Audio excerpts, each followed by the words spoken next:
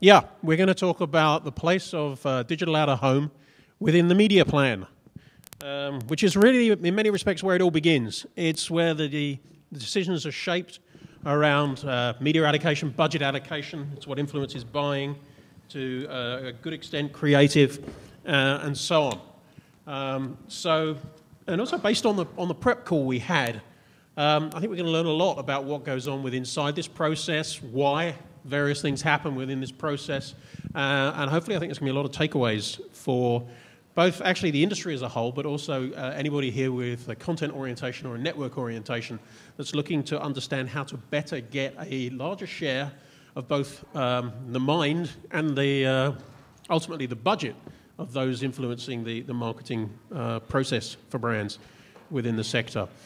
Before we get going on this, I'm going to ask each of the panelists in turn to very briefly introduce themselves with all due modesty, but just to talk about their background and their orientation with regard to the space at the moment. We have a fairly mixed bag, if you don't mind being referred to as such, in terms of where people are coming from, so I just want to get that out there fairly quickly. We might as well go in a chronological order from my left. Patrick. Hi everyone, I'm Patrick Bonomo. I am the EVP of SpotFX Networks. My background is pretty much in digital and technology. I've been in the online part of the business since '95, multiple startups and on the technology services, and I've also had media agency experience. Sarah Kotlova. I'm a GAD with Digitaria, and I've been kicking it one way or another in digital media for about 15 years. My role in terms of digital media would mostly be influencing the media mix and purchase decisions for clients. Good morning, everyone. My name is Adam Potashnik from MediaCom. I'm the Global Media Director of the Dell business, and I've been working in the place-based or digital place-based space for around 10 years now, and definitely a big advocate of the entire space and all the opportunities that it brings to market. Good morning, I'm Chris Raleigh. I'm SVP of the Weather Channel for cable ad sales as well as cross-platform sales. My background includes cable. I've spent a good amount of time at NBC Network and did a startup that involved both cable, online, and mobile. So as you can see, as I said, a fairly mixed bag. We have people from the agency side, a broader planning, but with an understanding of digital out-of-home and its application. As well, with Chris at the other end, we wanted to bring in somebody who has a perspective based on dealing with buyers, responding to carefully thought through plans across all media, because we want to get a handle on where digital out-of-home fits in relation to other media in the consideration set and how the processes work out. First question. I want to ask each of you where you currently see digital out-of-home sitting within the overall media hierarchy. There is undoubtedly a media hierarchy in the business, whether you say that's based on spend, whether it's based on sort of default consideration within the process, whether it's based on simply its characteristics. Does it deliver sight, sound, motion, and so forth, or it's the ease with which we can buy it.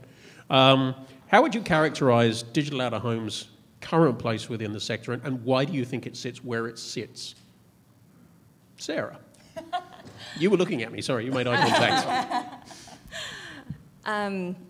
In terms of the overall media mix and overall media mix, in overall media mix, right now I would very much call it for a few evolved clients. It is a specific, it's definitely sort of a kind of a loss leader tactic. I think is sort of something it's perceived as, and I say loss leader because most of the 90% of the buying that we do is in a digital platform anyway, and it is probably the least measurable of everything that we can argue an impact for. However, if it's really a brand statement, if we're able to develop a special creative to go out and actually have a really impactful piece, especially if we're, for example, going to take that impact to go to like a viral statement or something afterward, is probably our best use right now, as well as potentially in retail. The challenges with selling it in as on a client perspective, and again, it depends on the client, right? Small, tech-heavy, nimble companies are definitely a good target. When you deal with your larger, slower, cruise ship type accounts, you start to have concerns about, well, we're going to have to develop, good creative for digital out-of-home is developed, absolutely with the media being the forefront. It shouldn't just be a billboard adaptation. And talking people into that expense when you've already got, potentially, TV sucking up, 70% of your mix, and other pieces can be pretty challenging. getting, I would say, the best out of digital out-of-home is still requiring, you know, a lot of salesmanship on the account side and really showing why we think this is an impact beyond measure and why we think this is going to be, you know, something that's actually a game change in terms of demonstrating product benefit or really kind of having an outsized impact in terms of target. It's very interesting. I agree with most of what was said. I believe that to echo some of Tricia Nichols' comments earlier, it's really about how evolved the planner is on the agency side and understanding how the medium can really be worked. And I think because it was rooted and born out of a very traditional model, it continues to fight up against those that have evolved and have become much more measurable. The creative isn't as engaging as other creatives that may be, so when you look at how well level of engagement may happen, again, it's viewed as a loss leader. I know that the work that we're doing at SpotFX Networks, for those of you that don't know, is a newly formed company under the umbrella of 10th Avenue, which houses Kinetic, Jewel, and now SpotFX, which is pretty much an inventory owner, purchaser, warehouse, so to speak, that really looks at audience-based journeys and understands from a very tactical perspective where that consumer is, and then overlays where networks may be and using data in order to refine that. And bringing measurement and accountability to the space, I think, is a really critical point. If we don't have that, you're not going to be able to fight for the dollars that are allocated accordingly based upon, you know, media performance. And if you're not dealing with a comms planner that understands the intricacies of the media mix model, they're always going to buy what they know to buy. Honestly, it's a bit like a guerrilla tactic. Selling it is like selling a guerrilla tactic. Yeah, I mean, I would add that, you know, from my experience, the medium is a nice to have, and if it's not on the media plan or on the communications plan, the client's not going to really miss it. They're not going to really feel like something is completely left off, and they're not going to be able to achieve their objectives of the campaign. But when we have found success in actually adding it to any kind of communications plan, we've been able to understand what gaps the digital out-of-home can fill. So in that customer journey, what area are we missing out? And when you look at the customer journey and how they interact with media throughout the course of their day, how does the digital out-of-home sort of connect the dots there? So let's strategically think about how the medium, wherever it's placed, let's think about how that connects the journey for the customer, and it really helps us tell a story, and without it there, you first have to get it there, right? So once it's on the plan, the client actually feels quite good about it. And then when it's not there, they start to ask, well, why aren't we doing it again? Because we have done research with some partners that have proved out success. So I think the biggest challenge for everyone in the room that's on the publisher side or on the vendor side is getting it there the first time, proving out the success, and then once it's there, it's very hard to pull it off. Chris, very interesting. It seems to me that what we're hearing, when I think about the Weather Channel as a huge brand, cross-platform, very rich content that, you know, we all know people go to as pretty regularly Hopefully. to fund it. Well, you know, people want to know what the weather's going to do. I looked at the weather before I came into town today. Do I wear a coat or not?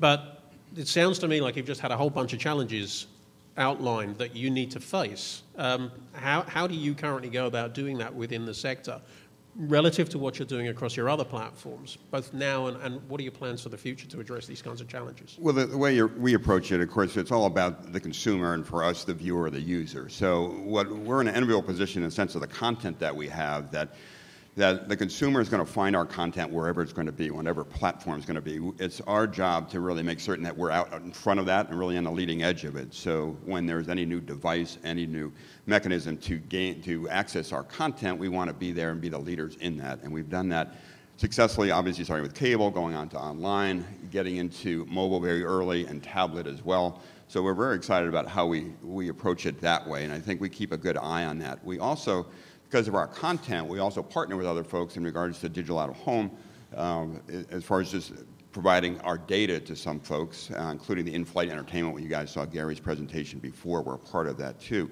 We also get involved, though, with advertisers as they go into, when you talk about out-of-home and with video assets, whether it's within their stores or within their dealerships, things along those lines. So we get on top of that.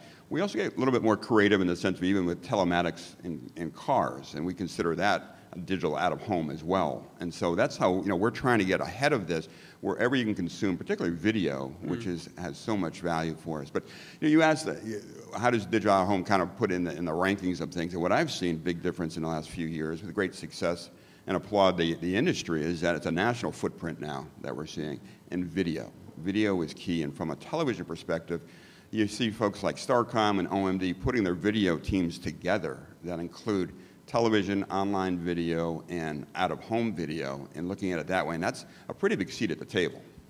That's interesting. I was at a panel with Centro a couple of weeks ago, and one of the complaints that Centro has was there was not enough localized DOOH, and they felt like they had left about $2 million on the table last year for being able to buy local. Yeah, that's a serious chunk of change. Now, that's very interesting, the whole thing about pulling video cross-platform together and not breaking it up into the silos. The industry across the board, not just this sector, has been talking about that for a long time. And as I said in my opening remarks, pretty much any conference you go to these days gets to the issue of cross-platform measurement to be able to think in a joined-up way, because we're looking at currencies and other research which is not natively designed to be looked in that way in most cases. There are exceptions are starting to emerge. Nielsen's 3-screen report gives you 3 screens, but that's great, it's an improvement, but it's only 3 screens. There are other products coming through.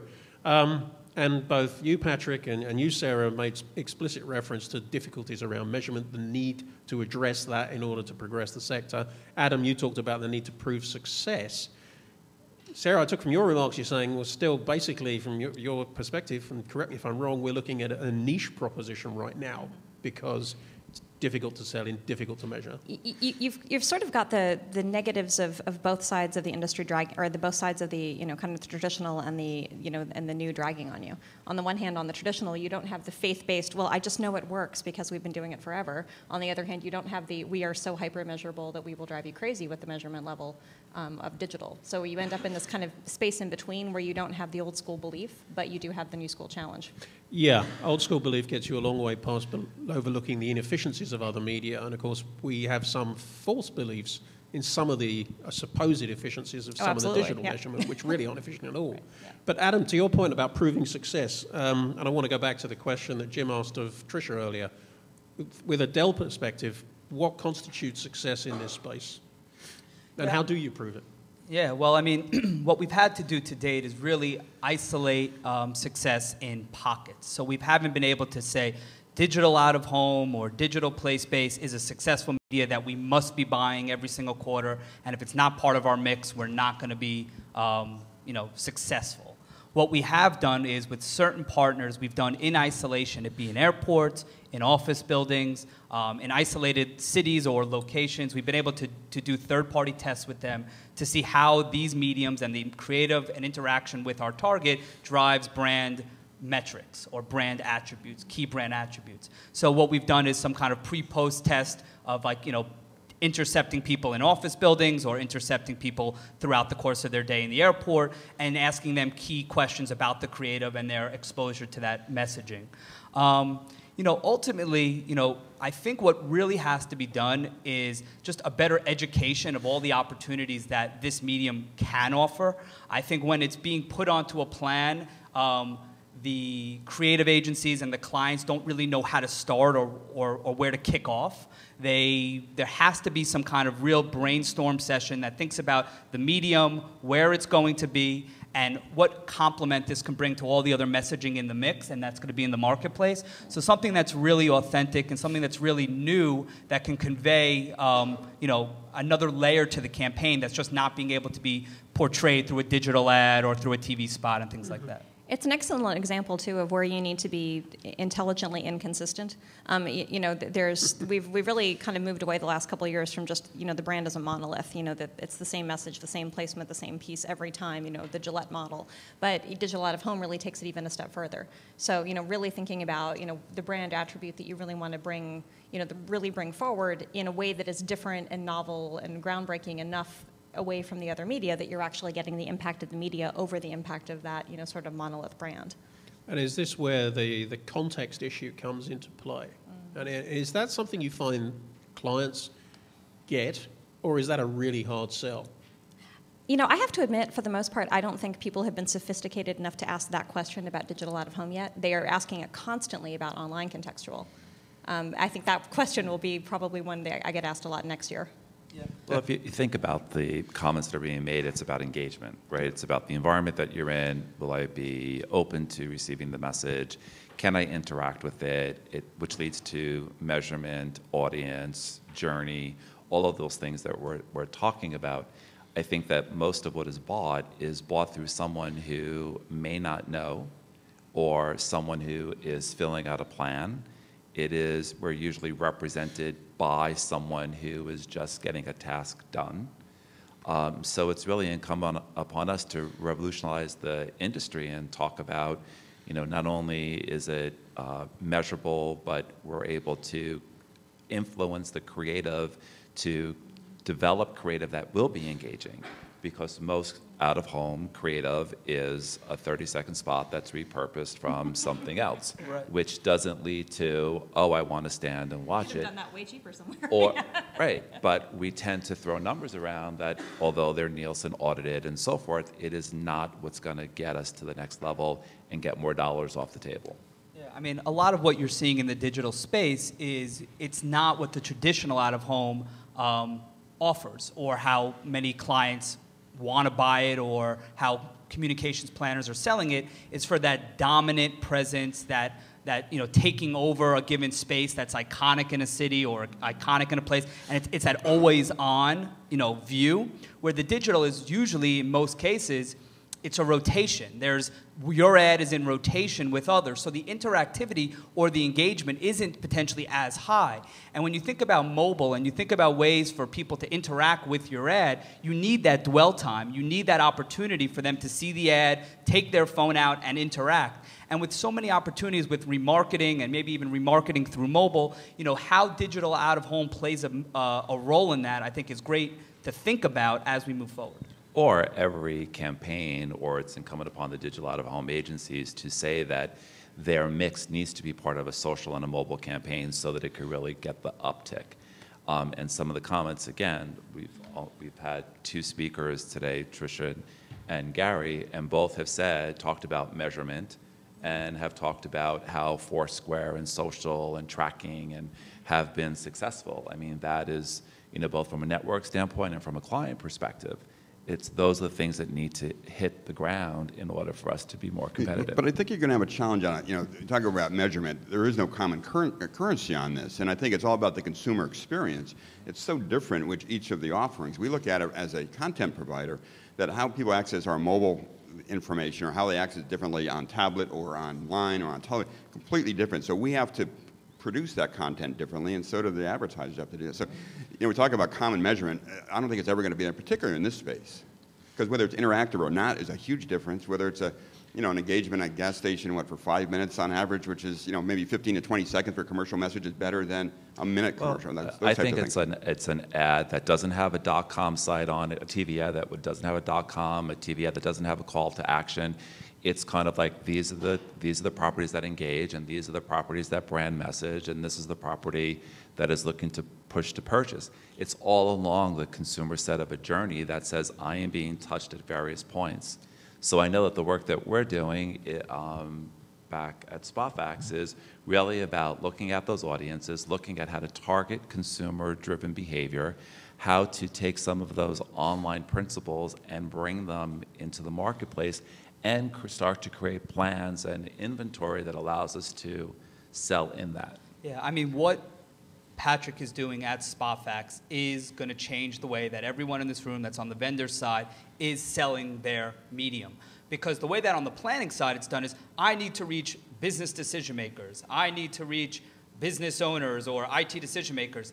The way that we target these people is by venue, or it's by place. It's not by their customer journey or by the actual data that Patrick's team is going to start to be curating and then being able to share with agency partners. Thanks for the plug, Adam. Well, it's all in the same family. But I definitely think that it's one of these things where, the way that we're planning digital place-based or digital out-of-home today is just very simplistic, We're doing it on the lowest common denominator, on what's the easiest bullet point or what's the easiest thing for us to sell to our clients. But as the medium gets more sophisticated and the targeting becomes much more granular, that's where it can start stacking up with all of the great work that we're doing on Dell with behavioral targeting and all of the great stuff that we're starting to do. Actually, last year in the mobile space for Dell, we ran over 100+ campaigns. And I can even say, I could plug for you as well, that weather is the #1 most consumed content in the mobile space. So what you guys are doing on your mobile platform is so important to advertisers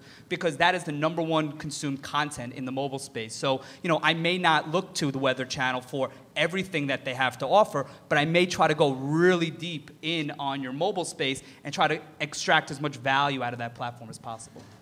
No, and that's great, and I appreciate that, because we definitely see that on the mobile space. What we try to do is to make the other platforms that much more valuable to the consumer experience. And it is, I pointed out before, that producing the right content for that right time when that consumer interacts with us, and that's the journey that we talk about. I think that's a critical path that advertising is going down, and one that we applaud.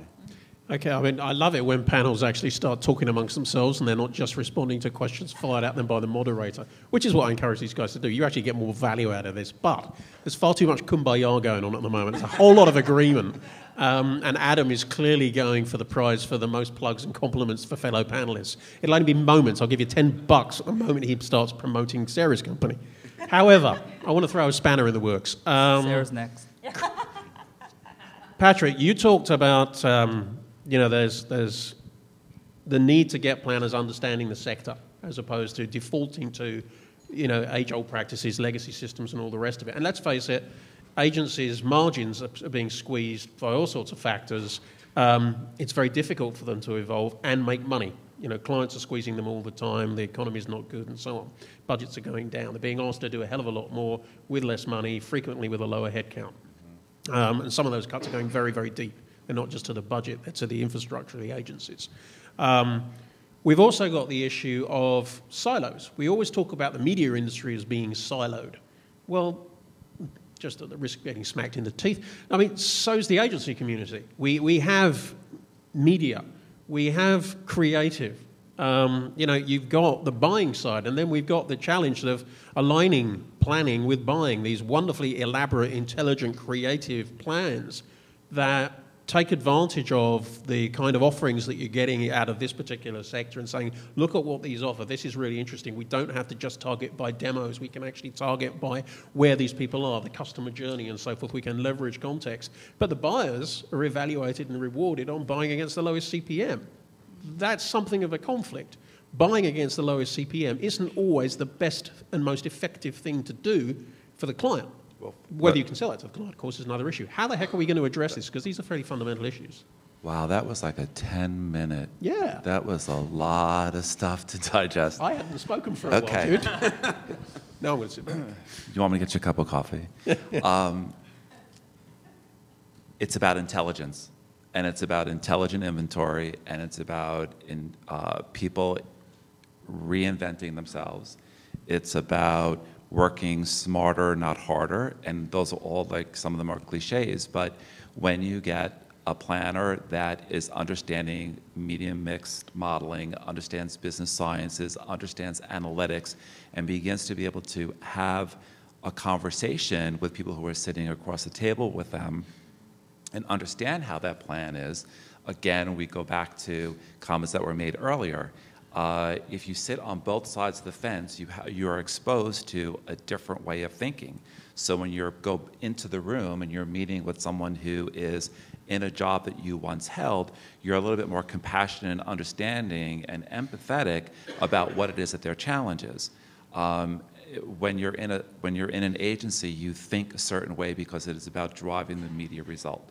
If you bring new challenges to a client that wants to be wowed or is willing to step outside of their normal boundaries because they have faith and trust in your relationship, then they're going to be more apt to adopt new ways of thinking and trust that you're going to be a good shepherd with their dollars. So I think, and no one says that, if anyone is familiar with audience-based buying tends to be more expensive than run-of-the-mill inventory because you are finding that person with a much more specific way of thinking. So you're looking for someone who has been pre-exposed. You're looking for someone who has a specific journey and would be more apt to engage. And that takes more thinking than I'm doing a flow chart and I've got to get it done by today and I've got to ask 16 questions to 10 people and I'm just doing my job.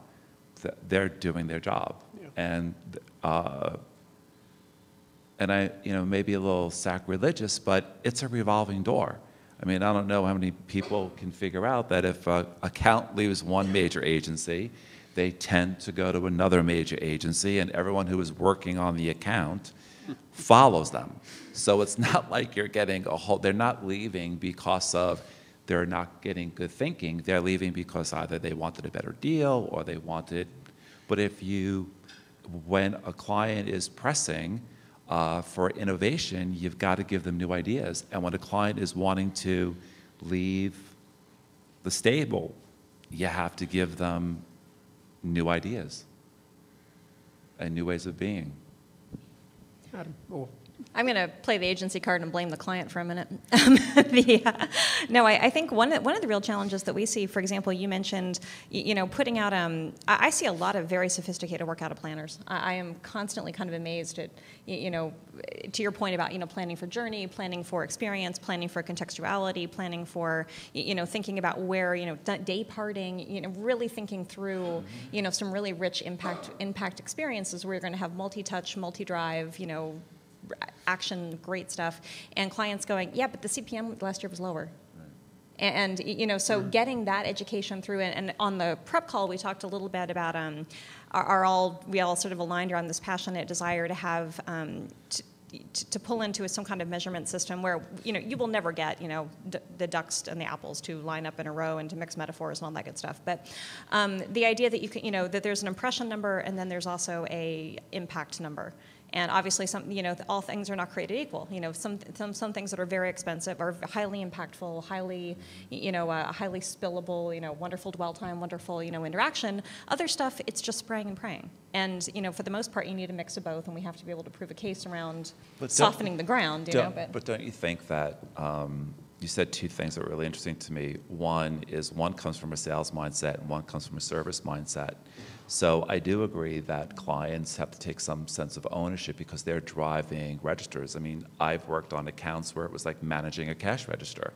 And unless you have that cash register mentality and you know that you're a consumer-driven business, you're not going to get that kind of thinking. And the client is going to want to squeeze out as much as they possibly can.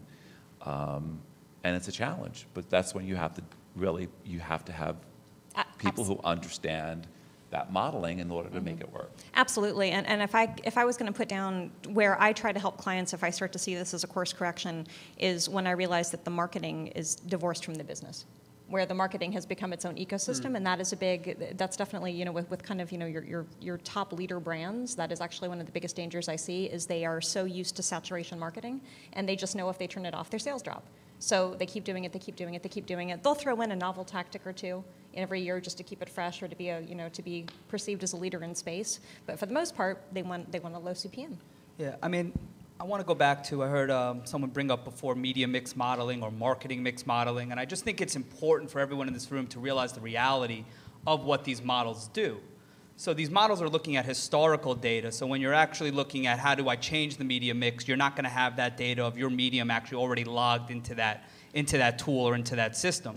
I also think it's important for everyone to realize the reality of the granularity of data that people are asking for now on the online side. So is it a standard banner versus a rich media banner versus a video-based? And then there's even more fragmentation underneath that can then be modeled out. So for us to all think in this room that by next year, everyone's media mix models for the big clients that are doing this is going to have the standard out-of-home broken out from the place-based out-of-home or the digital out-of-home, it's just not the reality. So the media mix modeling, or if someone else wants to call it the marketing mix modeling, it's really, and that's not going to happen overnight as an industry. And then what it comes down to it is how does anyone in this room influence it? I think what you really have to do is look at your largest clients within your portfolio, who's spending the most with you today, and then start to build out that business case to say, look at how much we're already working with, like our partnership today, and now you have to start leading those conversations with the planners who will tie you into their clients,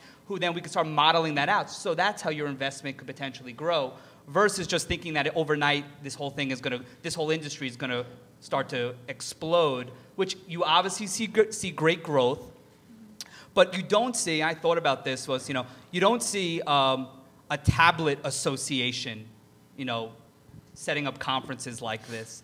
You have maybe mobile marketing conferences, and tablet is part of that. But you don't see tablet trying to break away. We're tablets. We are not mobile device. We are not smartphone. So I think we have to really think about how digital place-based plays a role, obviously in out-of-home, and then look at your largest clients and then break out that spend, have those direct one-to-one conversations to see how you guys can start to gain that learning and traction.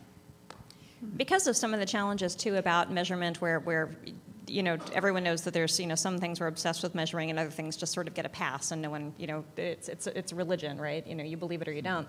One of the things that I try to do is also train clients to, let's pick a couple canaries in the coal mine and let's monitor those constantly. One of the things that I would look at for digital out of home would be, how is your mobile search doing? If we're cleaning up, how are we doing anything that's generating, a fairly immediate action? And again, when you kind of wander into what I sometimes call like esoteric marketing land, one way to pull it back to business goals, because your goal is not to have a great campaign. Your goal is to sell more product, right? And there's an easy way that we can forget that, especially on the agency side, because we fall in love with our own creative.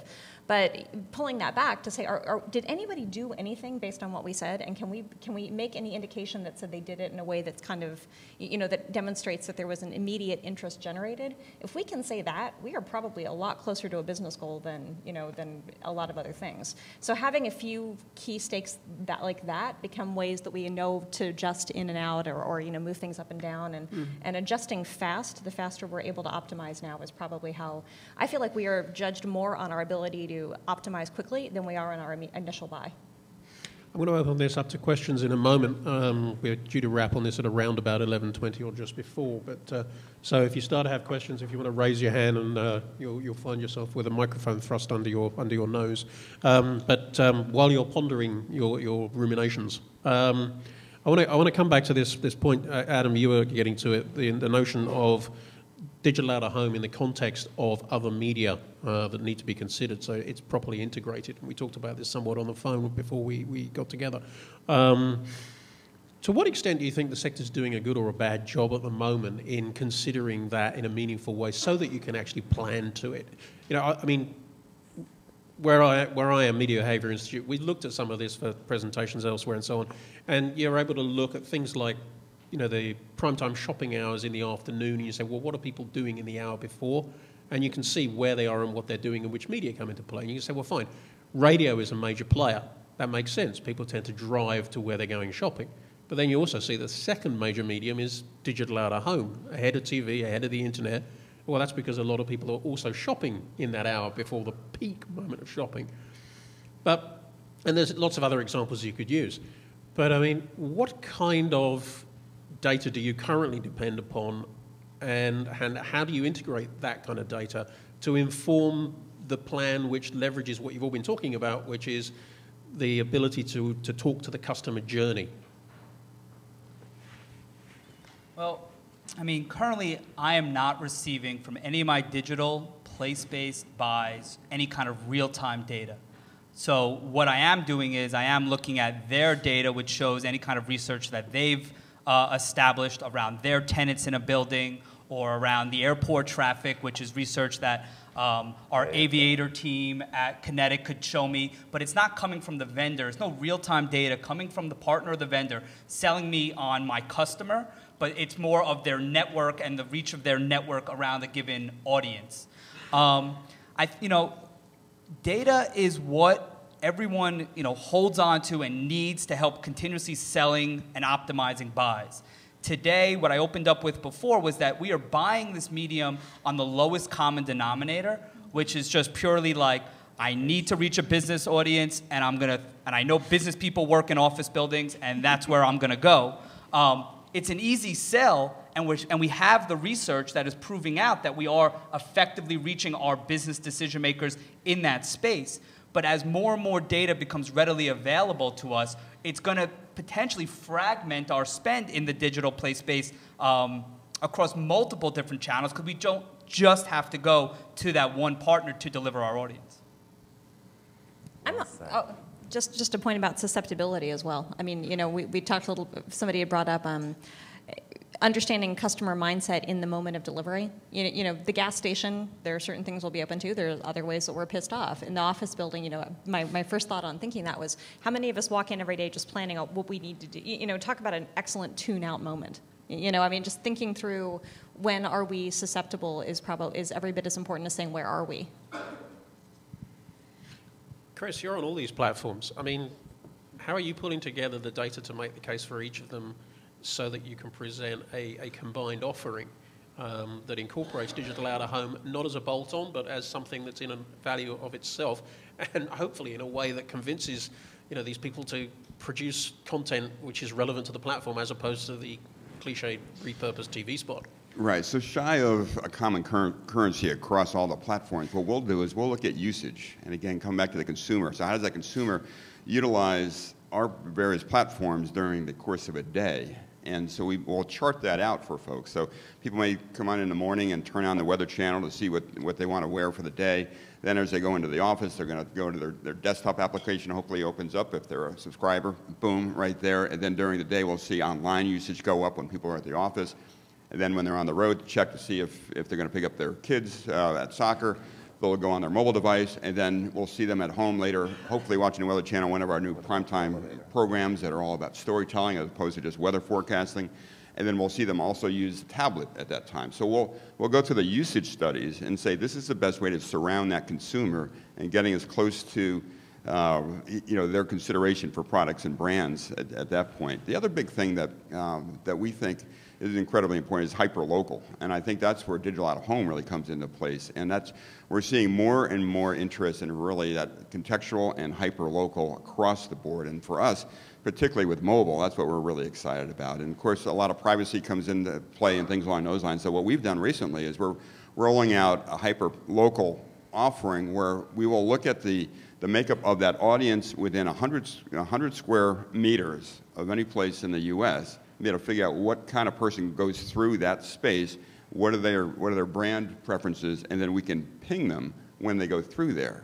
And again, what we'll see, so it's QSRs will want to do that, and the phone companies, so Verizon wants to be able to ping it when they go past an AT&T store, and we know what device they're on, so we can get them to convert over to AT&T. So it's those types of things, that type of data that we can provide to advertisers that they're very interested in. All of the examples that you gave were all digital examples.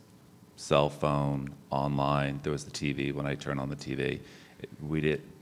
I would like to know about the elevator, the gas station, those, because this is digital play. So for digital play space, it's not the tablet, it's not my laptop, it's not my journey. So it's like, again, I mean, I am, you know, again, come from an online environment, from technology and media planning. And I looked to, you know, my first question was, well, how do you know this all ran? And it was like, well, we get pictures. Or we get a log report that's like 200 pages long. And I'm like, well, how is anyone supposed to know or figure out if that really worked? So all the examples, I mean, I agree with you. All the examples that you gave, you're describing out of home as being mobile, and our effort is about being door-to-door or door-to-store, and that's the thinking that we're doing at SpotFax. But what are the examples for engagement on the elevator, in a taxi? Those would be the things that I would say that we need to measure, because you're picking them up at certain points in their journey. Oh, and that's why I'm saying I look at mobile search. I look to say, can I see any indication or, you know, any real-world influence is happening? You know, beyond the measurement, beyond the the impact of the intercept studies, you know, beyond anything else, can I say for sure that any sales are potentially being influenced in a way that I just believe in that story makes sense? Or was there a call to action within that digital place-based ad that engaged the mobile to allow me to drive. And that is the single biggest problem I have often when talking a client into digital out of home is not getting them to do it at all. It's getting them to do it properly. And if you don't do it properly, you probably might as, I don't want to say you might as well not have done it, but what does happen is that you just end up with rerunning that TV spot. And then we wonder, well, did it work? I don't know,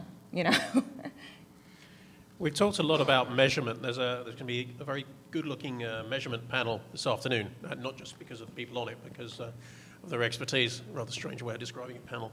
But I want to involve somebody else in this question now. I want to ask a question of Tricia from The Gap. And I'm making this as long-winded as possible, so you're ready.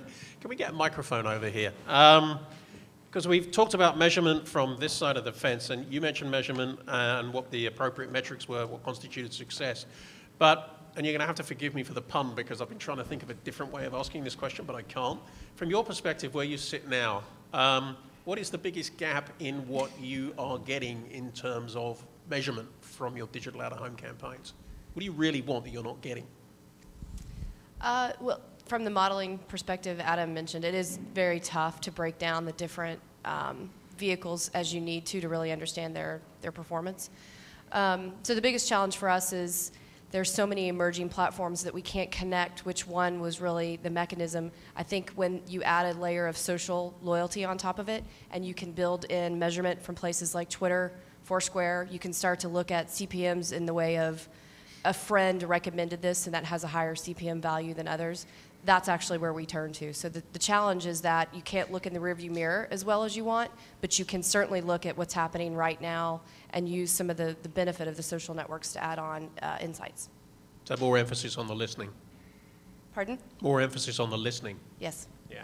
Well, to Tricia's point, I mean, they're very, and I think what we're saying up here as well is that there can be measurement. You can't just look at CPM because if it is referred through a like, it's going to have a higher value because you did a one-to-one influence. So every program that we now develop has a social and mobile component to it to understand that that's the consumer journey, that there are touch points throughout their day of whatever that consumer audience may be, has specific things that they're doing and are more likely to engage if it's relevant to them, or if I see a billboard and I tweet a friend, or if I tell someone to go look at something, that level of engagement would, from a measurement perspective, would have a higher level of rating.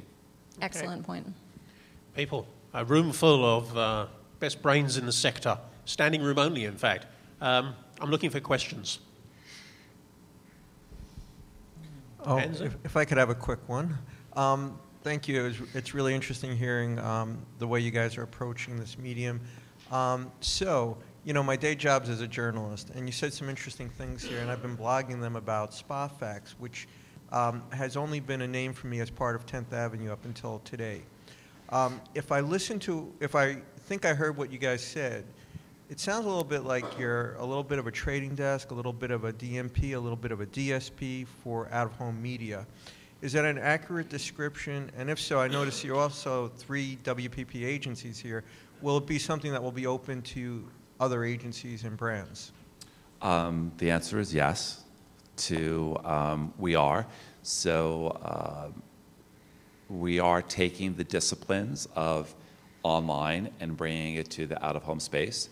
We're looking at what we're describing from a strategy perspective is door-to-door or door-to-store and everything that happens in between, and mapping out audience journeys that will be specific to consumer types, and vendor inventory will be placed into a demand-side platform, which is very different than what I think most people in the room may think a demand-side platform is, but it's much more of a looking at what is available, when is it available, is it the right sequential rotation, and the costs associated with it. So it's those components, plus social, plus mobile will be. And we're not part of Group M, although we're a WPP company. We're not beholden to any of those relationships. So we can sell client direct as well as other agency. So again, if a planner doesn't have the tools. Our thinking, our journey maps and profiling can be purchased, or we can do complete activation and purchase of inventory. Thank you.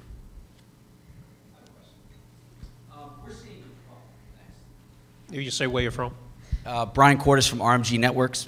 We're seeing more advertisers use QR codes and text to response, through our mediums, but we rarely see the back-end results from that.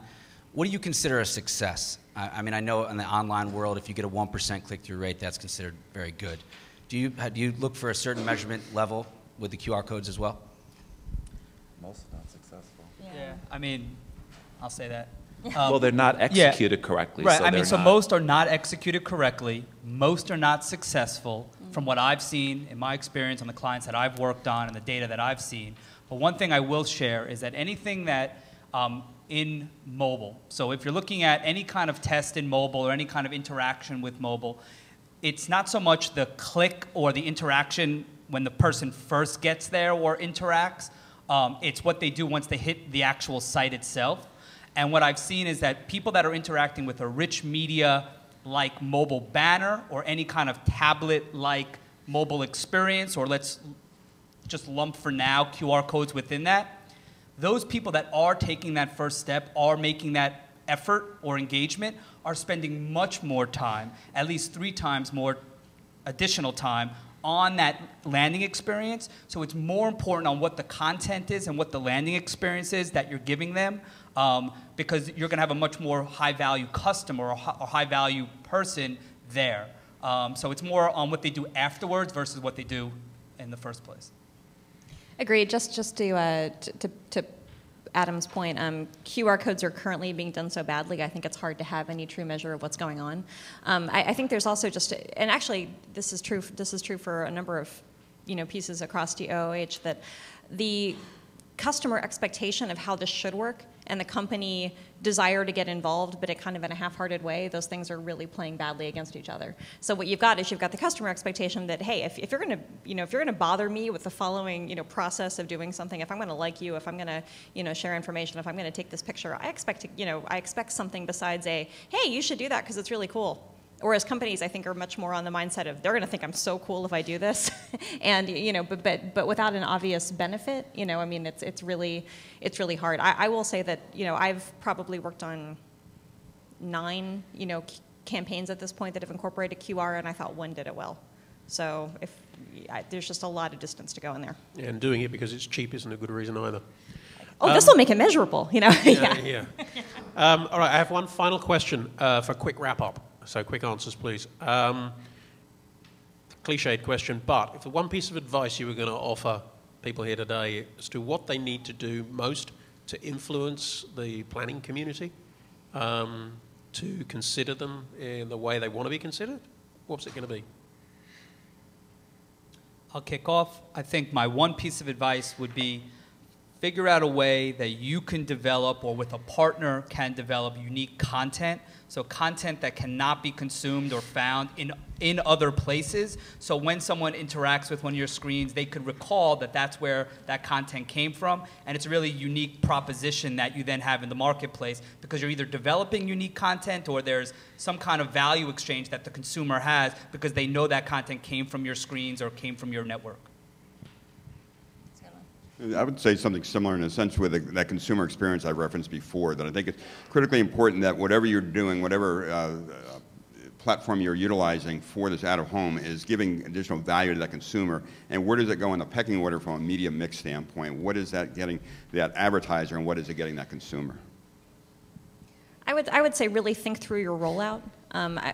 Some of the most interesting campaigns I think I've seen recently have really, instead of just sort of like kind of blasting on and blasting off, or even pulsing in and out, they've really thought through a journey in terms of what media activates when, how to coordinate the inconsistencies, so you're getting slowly kind of like a complete picture of the elephant, and that you're really kind of building into something which is kind of the brand loyalty piece and the hopefully a direct activation piece. So really thinking about the rollout as a process, not just media on, media off. And I would say technology. I would look to what are you placing within your network to allow you to become more measurable, to allow it to become more engaging, and to allow that content to be consumed. With that, I'd like to thank you all very much, and if you show your appreciation for our panel. Thank you very much. Yeah, thank you very much. That was great. So I'd like to introduce our next interstitial